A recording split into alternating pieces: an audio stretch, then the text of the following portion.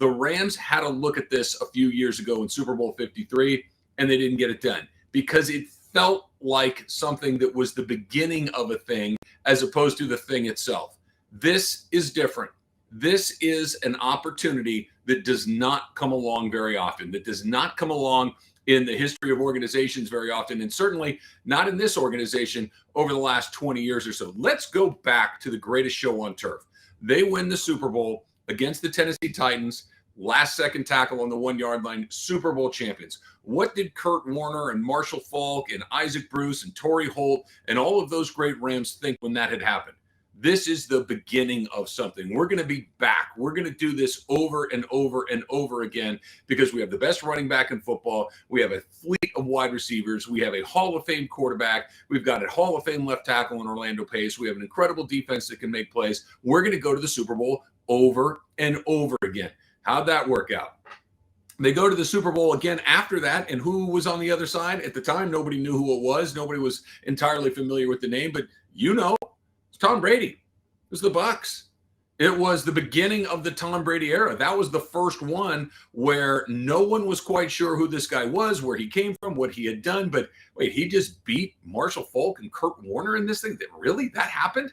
Yeah, it happened. This is what I'm talking about. Let's go back just a few years ago when the Rams were at the beginning of their thing, right? When they hire Sean McVay, his second year as the head coach, they end up in the Super Bowl against the very same Tom Brady and the very same New England Patriots. Even if every other piece of that had been swapped out and changed for a new one other than the quarterback and the head coach, still the same thing. But let's talk about who was on that team, right? I had to write it down because there were so many different turnovers. And this is not ancient history. This is not 10 years ago, 8 years ago. This was just 3 full NFL seasons ago at the end. The Rams' best players on that team were Jared Goff, Todd Gurley, Brandon Cooks, and Ndamukong Suh, Marcus Peters, Aqib Talib. These are the names that we're talking about. Big name guys, right? You know who's left from that team that's still here, that's on the team that's going back this year as far as big name goes? Exactly 2 guys. 2 guys. Andrew Whitworth and Aaron Donald. Those are the 2 names. There are some other guys that are still here. I'm not saying that they're the only 2. I'm saying those are the star guys that are still here. New quarterback, new running back, a new team of wide receivers. Here's who's brand new here or didn't play in that game because they were hurt or whatever else might have been going on at the time. You've got a brand new quarterback in Matthew Stafford. Odell Beckham is a Los Angeles Ram. Jalen Ramsey is a Los Angeles Ram. Von Miller is a Los Angeles Ram. Cooper Kupp did not play in that Super Bowl. He was injured there. Now he is not only playing for this team, but he's the best wide receiver in football. This is how quickly these things can change. This is not something that is the beginning of a run. If it is, great, fantastic, and every Rams fan will be thrilled to go to the Super Bowl next year and the year after that and the year after that, and we can start talking about carving Matthew Stafford and Sean McVay's faces into a granite wall in South Dakota. That'll be fantastic. In the meantime, let's take care of this one. In the meantime, let's treat this one like it's the last game that this group of guys is ever going to play together, because it probably will be. It turns over fast. That team in Atlanta a few years ago, some of these guys are out of the league. Jared Goff is on a Detroit team that who knows how that's going to go. Todd Gurley, I don't know what he's doing, but he's not playing in the NFL anymore. Brandon Cooks continues to float around in the NFL. Robert Woods is hurt. He's unavailable. He got hurt in the middle of this season, as we all knew. And Ndamukong Suh is in Tampa and just got knocked out by the same Rams team. Marcus Peters, Aqib Talib, John Johnson, Greg Zuerlein is in Dallas. You turn over the special teams players as well. So many guys that felt like they were at the beginning of something, never got back, and when it did finally turn, most of them were gone. Aaron Donald and Andrew Whitworth. Those are the 2 guys. And, of course, Sean McVay. Sean McVay is back for a second time, and this is incredibly important because having gone through anything, I don't care what it is, if you've been through it once, the second time you go through it, you're a little more familiar, you're a little more comfortable, you're a little more relaxed.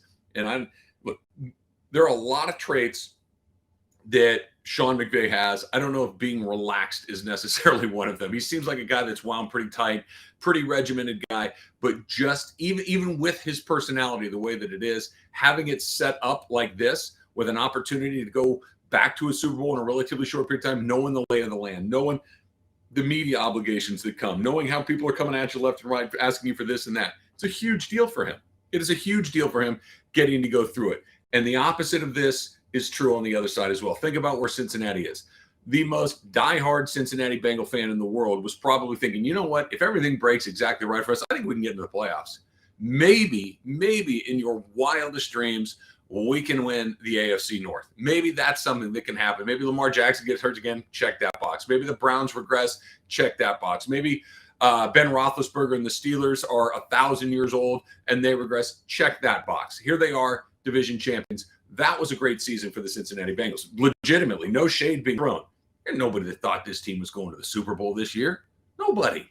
And good on them. Good for them for getting here. But this is what that felt like for the Rams a couple of years ago. Hey, this is the beginning of something. We got the number 1 overall pick at quarterback. We got a guy that's figured it out. We got some playmakers outside. We got a transcendent defensive player. We got a brand new head coach that seems to have a really good, firm grasp on how the NFL works. Let's get this party started. Let's go to the Super Bowl. Let's see what happens. Let's see how many of these things we can start stacking up in a row. Tell me that's not Zach Taylor. Tell me that's not Joe Burrow. Tell me that's not a team with Joe Mixon like Todd Gurley, just a dynamic back that can make a whole bunch of plays along the way.